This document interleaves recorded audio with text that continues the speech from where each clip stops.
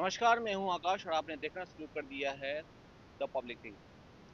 पूरे देश में चुनाव का ये सत्र खत्म हो चुका है और चुनाव के इस महापर्व के खत्म होने के बाद अब बारी आती है कि कौन जीता और कौन हारा, किसकी सरकार बनेगी, किस क्षेत्र में कौन होगा आगे। हकीकत तो यही है कि इस बार मुद्दे की अगर बात करें तो तमाम लोग मुद्दे की बात तो कर रहे थे, लेकिन जो शीर्ष के नेता थे वो सिर्फ देश के विकास की बात कर रहे थे। स्थानीय मुद्दों को नगण्य कर दिया गया था और इसका खामियाजा कई सीटों पर भुगतना भी पड़ सकता है। इन्हीं में से बिहार का एक सबसे हॉट सीट माना जा रहा है सिवान। अभी सिवान में है और सिवान में हमारे साथ डिस्कस करने के लिए हमारे साथ स्थानीय पत्रकार आशुतोष प्रसाद हैं। आशुतोष जी से सीधे जानेंगे कि इस बार का मुद्दा क्या रहा है, लेकिन उसके पहले इस बार सिवान का सांसद कौन होगा, ये एक बड़ा मुद्दा है। अगर हम बात करें यहाँ प्रत्याशियों की तो मुख्य रूप से सिवान में एनडीए प्रत्याशी जदयू की सीट पर चुनाव लड़ रही हैं विजय लक्ष्मी कुशवाहा। उनके पति रमेश कुशवाहा जो पूर्व में जीरादेई के विधायक रह चुके हैं। दूसरे नंबर पर अगर बात करें हम तो सिवान में राजद ने अपना महागठबंधन ने अपना प्रत्याशी उतारा है, जो हैं और बिहारी चौधरी, जो बिहार विधानसभा के पूर्व अध्यक्ष रह चुके हैं और सिवान में वर्तमान के विधायक थे। और तीसरे नंबर पे अगर लड़ाई में किसी के नाम की चर्चा हो रही है जो प्रमुखता से और काफी मजबूती से चुनाव लड़ रही हैं, वो है हिना शाह। हिना शाह पूर्व सांसद मोहम्मद शहाबुद्दीन की पत्नी है। पूर्व सांसद मोहम्मद शहाबुद्दीन सिवान से 3 बार सांसद रह चुके हैं, पूर्व में विधायक भी रह चुके हैं, विकास पुरुष के नाम पे जाने जाते हैं। और 3 बार से वो प्रयास कर रही हैं, लगभग विगत 15 सालों से वो प्रयास कर रही हैं सिवान में संसदीय सीट पर विजयी होने की, लेकिन हर बार लोगों ने उन्हें नकार दिया था। लेकिन क्या इस बार लोग उनको चुनेंगे, ये एक सवाल है। सबसे पहला सवाल तो यही है कि निर्दलीय प्रत्याशी लड़ाई में है, ये तमाम लोग कर रहे हैं, मैं नहीं कर रहा, जनता कर रही है। क्या कहेंगे, आपका क्या नजरिया है? देखिए, यहाँ सिवान सीट की अगर हम बात करें तो पॉइंट टू पॉइंट हम बात करें।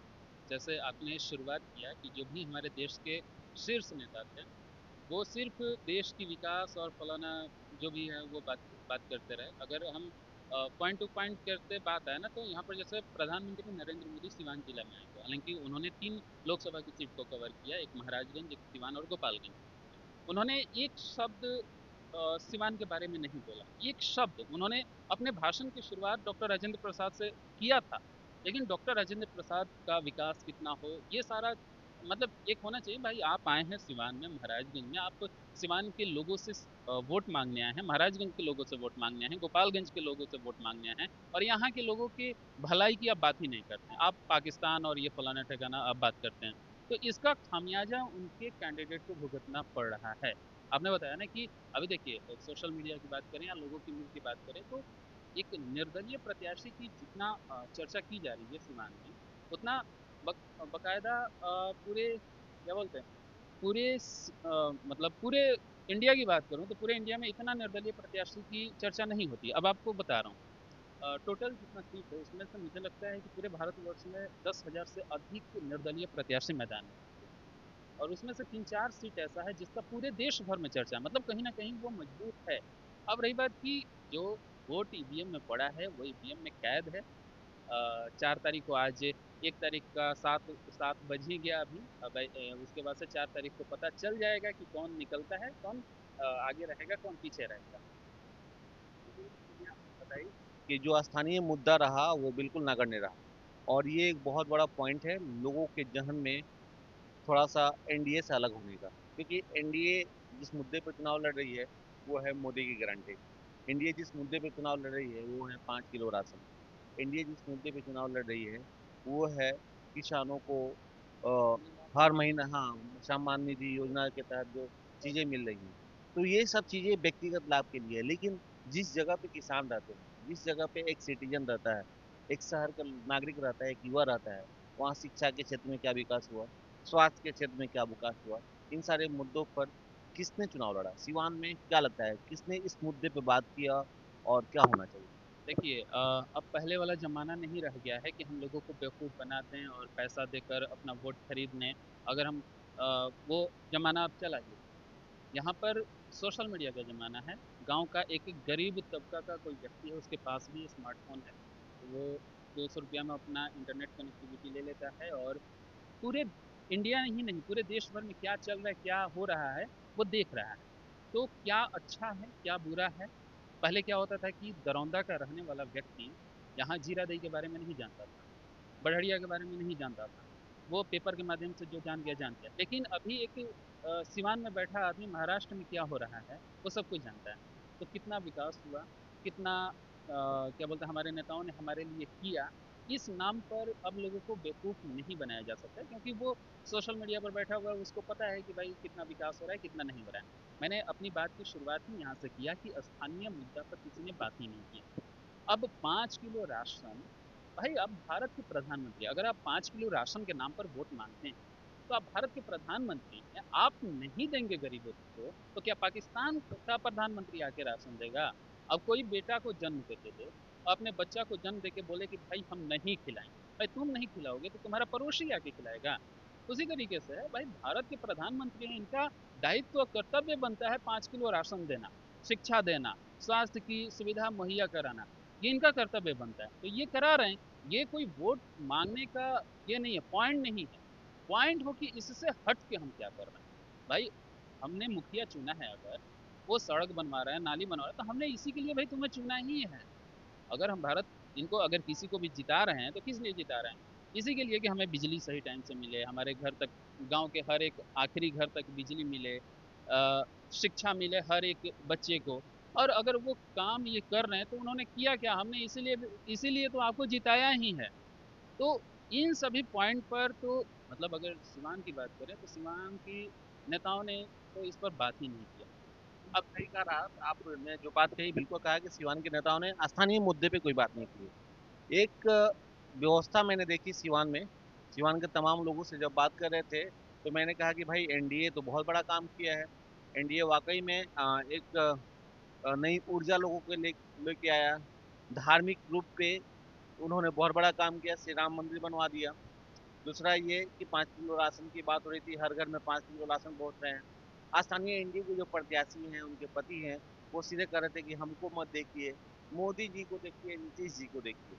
ये बातें सामने आ रही थी और ये बयान भी आ रहे थे कि नीतीश के नाम पर आप लोग वोट दीजिए, मोदी के नाम पर वोट दीजिए। मैं ये पूछना चाह रहा हूँ कि क्या इन बातों से लोग संतुष्ट हो गए? नहीं हुए। देखिए, यस। नहीं, नहीं, इस बातों से कोई संतुष्ट नहीं हुआ। देखिए बता अब रहे हैं क्या अब। है कि यहाँ पे जब इस बातों से लोग संतुष्ट नहीं हुए, तब मुद्दा आ गया सीधे जात पात पे।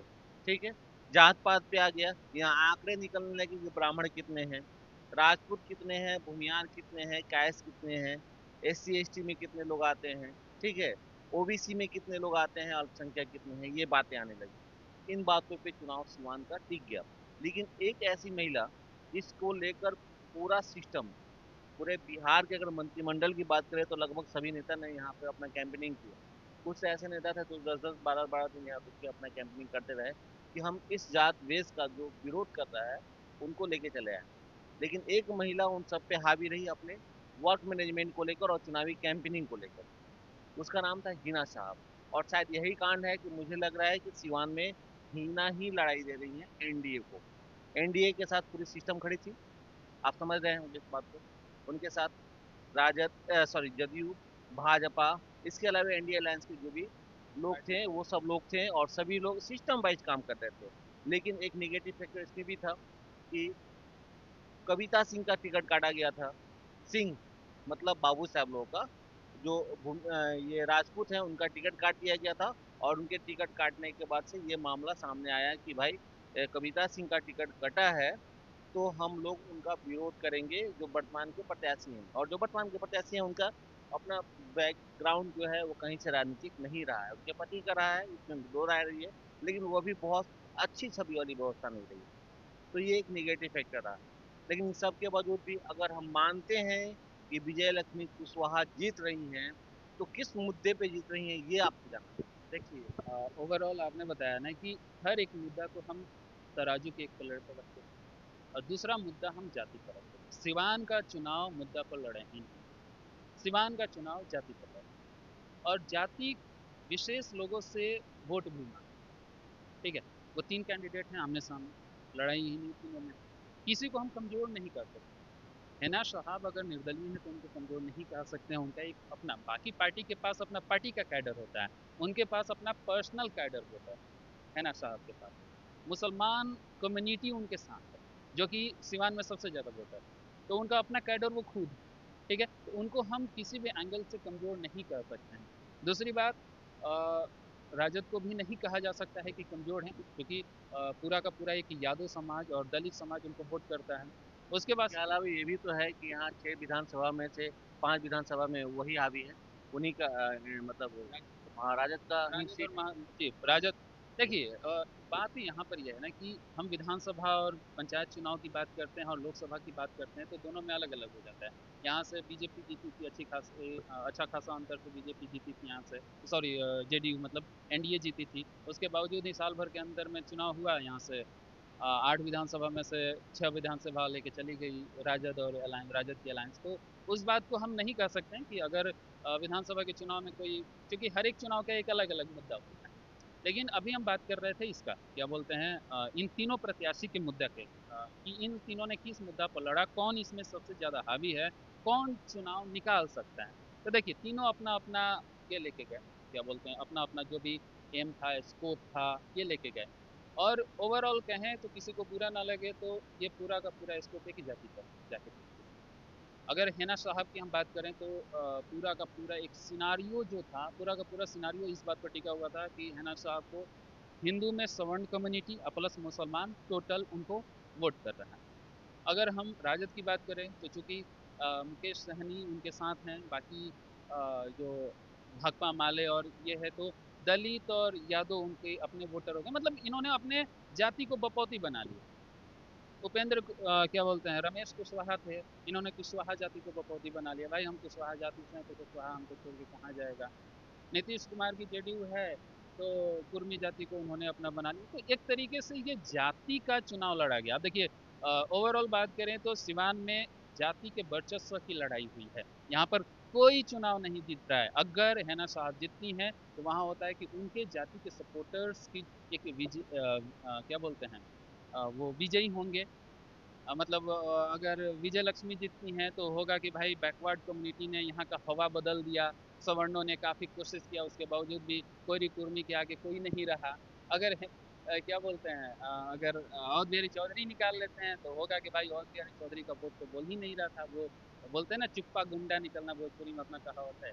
तो ये है। तो ओवरऑल हम आंकड़ा पर बात कर लेते हैं। अगर आंकड़ा की बात करें तो आंकड़ा में एक और चीज है आपको, महिला वोटर्स जो हैं ये तय करेंगी कि कौन निकल रहा है।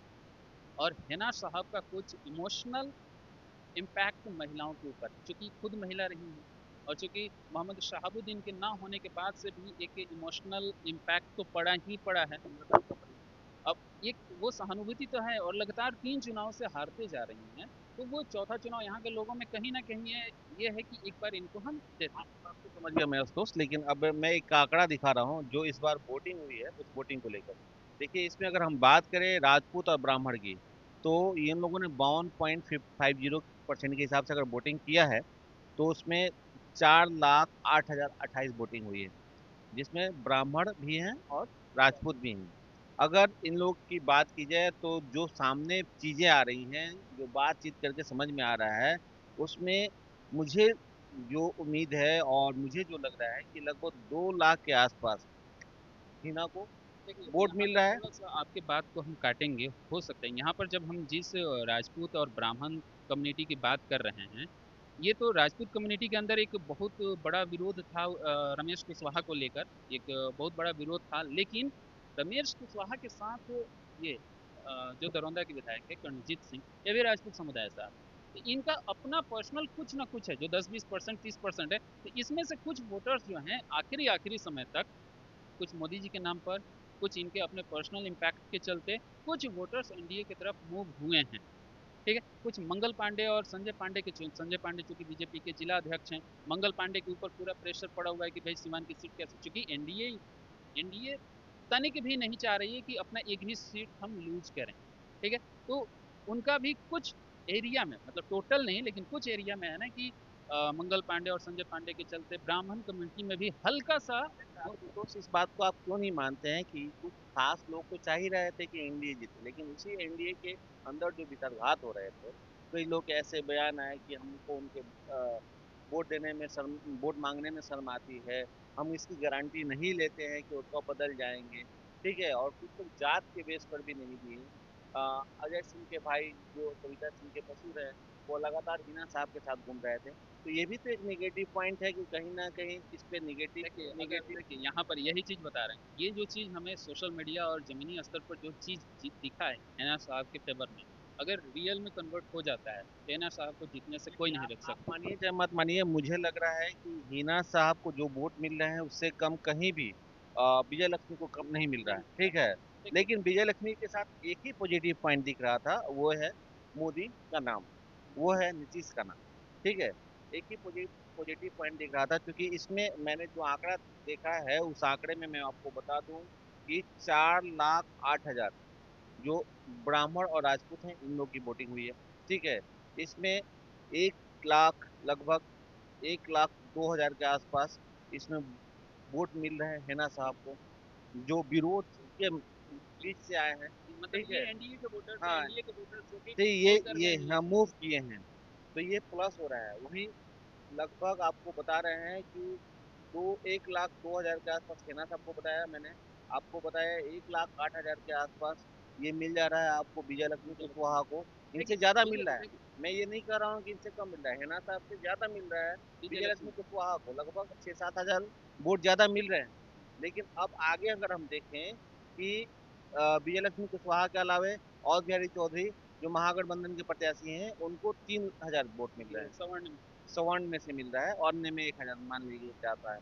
लेकिन अब यादवों की वोट की बात करता हूँ मैं। देखिए, यादवों की वोट की बात अगर करूँ तो 2,40,000, 2,000, 2,42,000 लगभग पड़ा है इनका वोट।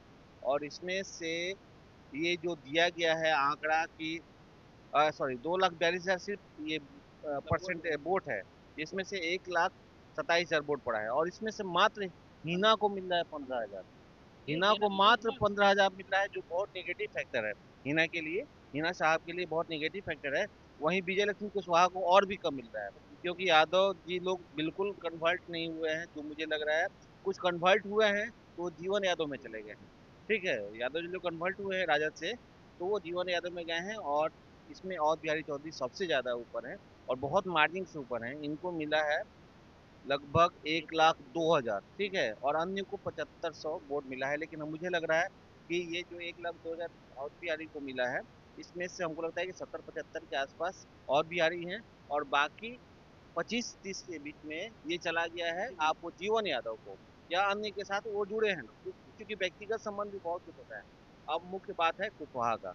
कुशवाहा की टोटल वोटिंग जो सिवान में दिखाई गई है, इस आंकड़े के अनुसार 1,30,000 है, और 60% इन लोग की वोटिंग हुई है। इन लोग की वोटिंग का परसेंटेज जो है, जो हाँ औसतन अनुपात है उससे बढ़ा है, और 60% वोटिंग हुई है, लगभग 78,000 के आसपास इनकी वोटिंग हुई है।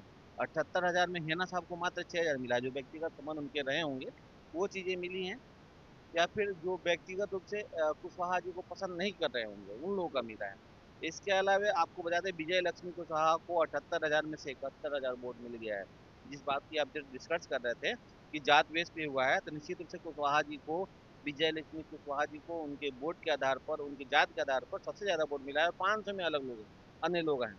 अब मुस्लिम की बात करें तो ये भी देखिए, ये भी बहुत चौंकाने वाला है।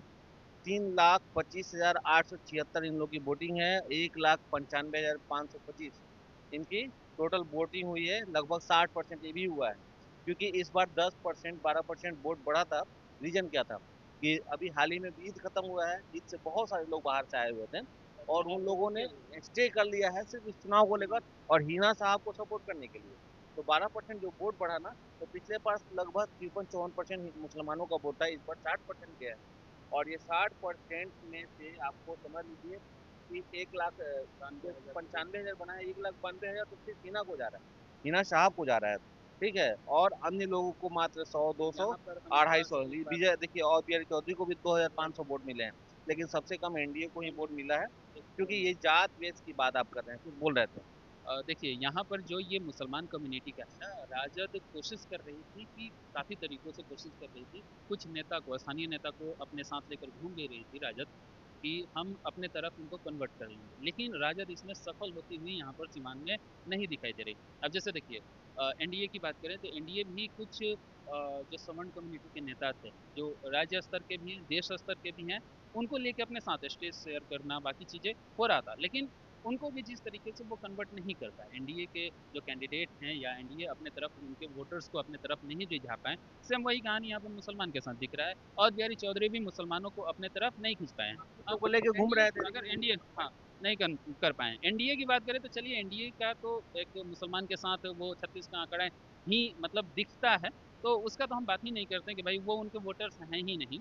लेकिन अगर यहाँ पर अवध बिहारी चौधरी को मुसलमान का वोट नहीं जा रहा है, मतलब अवध बिहारी चौधरी के लिए यहीं पर डैमेज होना कहा जा सकता है। ये सबसे ज्यादा नेगेटिव पॉइंट अवध बिहारी चौधरी के लिए। फिर भी जनता जनार्दन होती है। अगला चलिए, मैं मुसलमान के बाद अगर बात कर लूँ, भूमिहार और कैस्ट का, इन लोगों का टोटल वोट लगभग 1,05,000 के आसपास है। और इसमें इन लोगों का वोटिंग का परसेंटेज बहुत कम रहा है, 55,000 के आसपास पड़ा है, जिसमें से 18,000 हेना को जा रहा है। 31,000 इसमें से भी, देखिए भूमिहार और कैस्ट की बात कर रहा हूँ, ये लोग भी 31,000 दे दिए अब हैं। अब देखिए, विजय यहाँ लक्ष्मी पर यहाँ पर कुशवाहा, इसका इसका एक और बड़ा फैक्ट मैं बता रहा हूँ। ये जो 31,000 वोटर्स है ना, ये हैना साहब के लिए नेगेटिव है। ये टोटल का टोटल ये जो वोट था, ये हैना साहब का था। भूमिहार भी यहाँ पर हैना साहब को सपोर्ट कर रहे थे। वो तो आखिरी आखिरी वो कब कैसा मूव किया वो ये तो मैं कहानी। बता रहा हूँ, ये महाराज कब। महाराजगंज की सीट ने क्या किया है, महाराजगंज की सीट ने यहाँ पर इनको ये घाटा पहुंचाया। अब कैसे घाटा पहुंचाया, सिवान में राजपूत कम्युनिटी के लोग, वो राजद से चुनाव लड़े, नहीं अभी अभी भी भी अभी भी, लेकिन निर्दलीय इससे थी, बड़ी लेकिन अठारह सवर्ण, हजार पाया है। नहीं, तो ये ये कहीं ना कहीं, करीब 50,000 वोट ऐसा माना जा रहा था कि हिना साहब को भूमिहार और कायस्थ का जाएगा। 50,000 लगभग भूमिहार और कायस्थ का जाएगा। अब चूंकि इसमें भूमिहार और कायस्थ में सबसे ज्यादा भूमिहार की संख्या है, अब भूमिहार वोटर जो 50,000 हिना साहब की तरफ जाने वाला था, अब यहाँ पर हुआ क्या है कि महाराजगंज से कांग्रेस ने भूमिहार कैंडिडेट को उतार दिया। यहाँ पर राजपूत लोग कुशवाहा को, कुशवाहा का विरोध करने लगे, और राजपूत लोग जब कुशवाहा का यहाँ पर सीमान में विरोध किया, तो इसका विरोध महाराजगंज में दिखने लगा।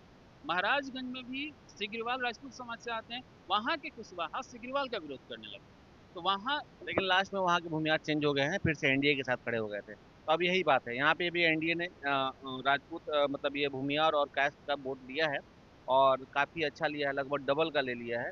18,000 हिना को जाता है, तो 31,000 उनको जाता है। ठीक है, 5,000 इसमें मात्र और बिहार के आते यानी महागठबंधन को मिल रहे हैं। हाँ, जो उनका पर्सनल इन्फेक्ट रहा हो या पर्सनल संबंध जो भी रहा हो। अब कुर्मी, मल्लाह, तेली, इन लोग में लगभग 1,75,000 की वोटिंग होनी थी, लेकिन ये हुआ है 92,000।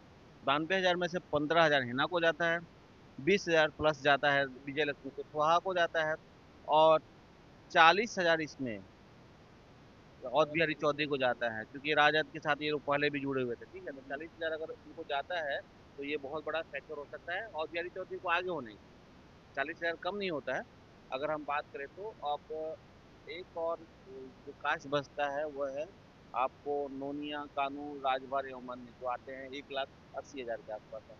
1,80,000 में 94,500 इनका वोट हुआ है। 20,000 इसमें से सेना के लिए जाता है, जो आकलन आ रहा है मेरे पास, जो आकलन है 24,000 विजय लक्ष्मी कुशवाहा को जाता है, और 48,000 इसमें भी और बिहारी देते हैं, यहाँ भी प्लस हो जाते हैं, लगभग डबल के आसपास होते हैं। ठीक है, तो ये एक बहुत बड़ा पॉइंट है। अब अंत में बताया चलिए, चमार, दुसार, गोड़ एवं मन्नू, जो दलित वोटर हैं, इन लोग का 2,81,000 वोटिंग है, और 2,47,000, 2,47,000 इन लोग का वोट हुआ है। ठीक है, काफी अच्छा परसेंटेज इन लोग का हुआ है। जैसा कि आप बता रहे थे कि ये लोग कहीं जाते नहीं हैं, अपने के यहाँ रहते हैं, यहीं काम करते हैं। तो इनका इस वोट का जो है ना, आंकड़ा मैं आपको बता दूं कि कैसे हिना में और एनडीए से कट के कन्वर्ट हुआ है। बताते हैं कि ये लोग जो होते हैं, इसमें मैक्सिमम लोग ऐसे होते हैं जो हैंड टू माउथ है। ठीक है, हैंड टू माउथ है। तो जो चुनाव के 2 दिन पहले का जो मूवमेंट बना और जो वोट मैनेजमेंट हुई ना, उसमें मैंने देखा है और जो सामने समझा है और जो हम रिपोर्ट ले पाए हैं कि लगभग सभी बूथों पर जो ये कास्ट के लोगों जो हैंड टू माउथ है, इसके अलावा भी जो हैंड टू माउथ है, लगभग 100 से 150 प्रत्येक बूथ पर vote management team of Hina, Hina की टीम ने किया। और अगर उसमें से वो 75% भी सफल हो जाती हैं, तो आप समझते हैं कितना बड़ा एक वोट ऊपर से जो बहुत ज्यादा गिरा है देखिए, और बहुत ज्यादा कन्वर्ट हो ये जाता है, तो जानते हैं 1.5 लाख वोट यहाँ कन्वर्ट हो जाते हैं अगर हैंड टू माउथ वाले हो। लेकिन इन सब के बावजूद भी मैं ये मानता हूँ कि एनडीए मोदी के नाम पर वोट बहुत लोगों ने दिया है, बहुत लोगों ने कहा है कि हम टेम्पो को दे रहे हैं, बहुत लोगों ने ये कहा है कि हम जीत को दे रहे हैं, टेम्पो को दे दिया है। एनडीए पार्टी के साथ जुड़े हुए हैं, कुछ धार्मिक प्रवृत्ति के लोग साथ जुड़े हुए हैं, लेकिन उसके बावजूद उनको लग रहा है कि नहीं, विगत के सालों में काम नहीं हुआ है, इसलिए दे रहे हैं। तो अगर भीतरघात नहीं हुआ है तब तो एनडीए आ गई, भीतरघात हुआ तो एनडीए का पत्ता गोल। और राजद की स्थिति ये है कि वो पेंडुलम की तरह लटकी हुई है, ना इधर जा रही है ना उधर जा रही है। ठीक है, उनके साथ एक ही नाम था, तेजस्वी यादव, जो आते थे अपने पार्टी के लिए बात करते थे, पार्टी के नाम पर लोग स्टेज पे खड़े हो जाते थे, लेकिन उन लोगों ने भी विदर्घात हुआ और हिना के लिए विदर्घात किया, ना कि एनडीए के लिए किया है। ठीक है, तो ये एक सवाल है कि विदर्घात जिस पार्टी में हुआ वो किसके लिए हुआ, हिना के लिए हुआ या विजय लक्ष्मी कुशवाहा के लिए हुआ। तो भितरघात एनडीए में भी देखने को मिल रहा है और राजद में भी देखने को मिल रहा है। अब क्या है कि हिना को कौन कौन से पॉजिटिव वोट मिलेंगे, वो है एक सिंपैथी वोट। शाहबुद्दीन फैक्टर खत्म था, शाहबुद्दीन नहीं है, वो कोई अपराध अब करे ना करे उस मैटर को देखिए डिस्कस अपराध नहीं हुआ। पहले हिंदू मुस्लिम इस बार बहुत कम हुआ, हुआ ही नहीं लगभग, नहीं तो हर बार हिंदू मुस्लिम के वोट पे हो ये, जाता था। हाँ यहाँ होता था, जय श्री राम के नारे लगते थे या अल्लाह के नारे लगते थे, तो इन सारे मुद्दों पे बात होती थी। तो कहें तो ये स्थिति है कि जो कंफ्यूजन बनी हुई है कि कौन जीतेगा और कौन हारेगा, ये डिसाइड करना बहुत मुश्किल है। लेकिन जो आंकड़े बता रहे हैं उसमें अभी भी मुझे लग रहा है कि है ना, बहुत निकटतम लड़ाई में है। हो सकता है कि 2,000 10,000 20,000 के वोट के आसपास की जीत हो जाए, या हो सकता है कि उससे हार हो जाए। लेकिन कहीं ना कहीं अगर 2 नंबर की लड़ाई और 2 और 1 नंबर की लड़ाई कोई कर रहा है तो निर्दलीय प्रत्याशी है। और ये बहुत ही शर्मनाक बात है कि सिवान में अच्छा नेता नहीं होने के चलते, अच्छा नेतृत्व तो नहीं होने के चलते आज इस निर्दलीय, परिस्थिति में बिल्कुल लोग आ निर्दलीय गए को ही हैं। मौका दे रहा है। और हिना शाह ने 15 साल जो मेहनत किया है,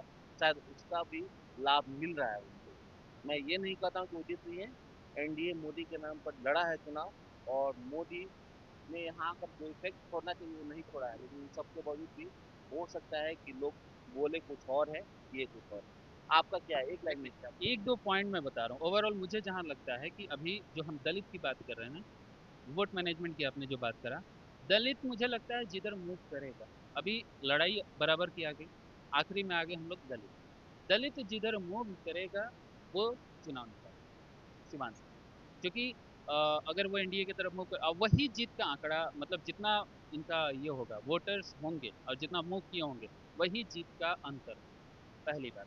दूसरी बात यहाँ पर राजद सबसे कमजोर, राजद को अगर हम तीसरे नंबर पर रख रहे हैं तो इसका एक और कारण है कि राजद के साथ कितनी पार्टियां थी, भाकपा माले था, कांग्रेस था, इतनी बड़ी पार्टियां थी।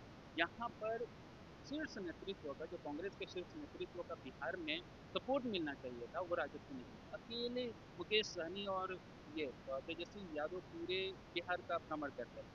अगर यहाँ पर कोई कांग्रेस का बड़ा नेता, सीपीआई का कोई बड़ा नेता आता तो हो सकता था कि कुछ प्रभाव और बड़ा हो सकता था, तो राजद को हम ऐसे भी तीसरे नंबर पर रख सकते हैं। ऐसा नहीं, अगर दलित वोट अगर राजद को चला जाता है तो वो भी एक अच्छा फाइट दे सकता बहुत बड़ी बात, ये पूरा हमारा अपना आकलन था। ये सीधे सीधे हम ये नहीं कह रहे हैं कि किसी को हम जिता रहे हैं या किसी को हरा रहे हैं। हमारा निष्पक्ष ये जो आकलन था कि जनता ने किन मुद्दों पे अपना वोट दिया है, क्या क्या फैक्टर रहे हैं, इन सारे मुद्दों पे हम लोगों ने बात किया। और हमारा अभी जो सिवान का वो बड़ा फैक्टर रहा है, वो जाति व्यस्त का फैक्टर रहा है, विकास के मुद्दे पे बात नहीं हुई है। विकास के मुद्दे पर कोई बात करने वाला था तो एक निर्दलीय प्रत्याशी ने विकास के मुद्दे पे बात किया है, 2 निर्दलीय प्रत्याशी ने विकास के मुद्दे पर बात किया है, एक हिना साहब ने और दूसरा जीवन यादव ने। इन लोगों ने विकास के मुद्दे पे बात किया है। बाकी मोदी के नाम पे यहाँ वोट हुए हैं, बाकी नीतीश के नाम पे वोट हुए हैं। विगत 15 सालों में क्या विकास राष्ट्रीय स्तर पे और राज्य स्तर पे हुए हैं उस पर वोट हुए हैं। सिवान में क्या विकास हुए हैं इस मामले को लेकर कोई भी डिस्कशन नहीं हुआ है। इवन की जो प्रत्याशी रहे रही हैं, उन लोगों ने भी मोदी के नाम पर अपना वोट मांगा है। तो फिलहाल देखने वाली ही बात होगी कि चुनाव जीतता कौन है और जनता किसे अपना सरताज बनाती है। हम और भी डिस्कशन के साथ लोगों के साथ जुड़े रहेंगे और जनता की बातें भी आप तक पहुंचाते रहेंगे। हमारे साथ बने रहिए। धन्यवाद।